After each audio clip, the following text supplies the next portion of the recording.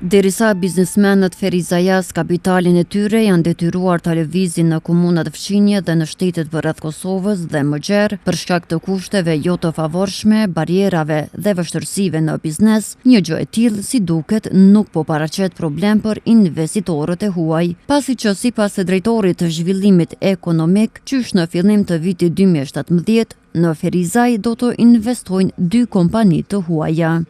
Po, prej momentit që unë jam këtu, drejtorinë e zhvillimit ekonomik dhe turizm, komunë Ferizajt, nuk kem pas tërheqje të investitorëve përveç interesimit të investitorëve, po ashtu dhe investitorë nga jashtë.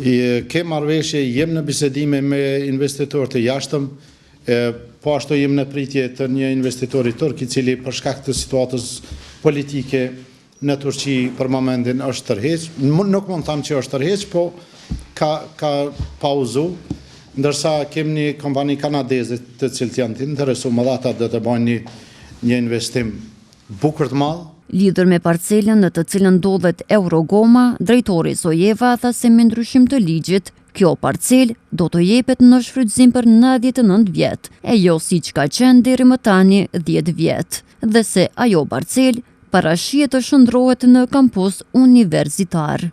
Është e vërtet se parcela tash me ndryshimin e ligjit, ma nuk mund të jepen për 10 vite. Edhe thanë të drejtën investitorët e huaj të jashtëm, nëse janë të interesuar të investojnë në komunën tonë, kur ne ju ofrojmë për 10 vite investim, atëherë është jo serioze të ata dhe hezitojnë të investojnë, se për 10 vite është afat shumë i shkurt. Kem diskutuar dhe kem pa dhe planin zhvillimor komunal, aty shihet të jetë një kampus universitar. Do me thonë, pjesa parcela ku është Eurogoma do të jetë një kampus universitar. Ajo do të jetë për shkolla dhe fakultete, për komunën e Ferizaj.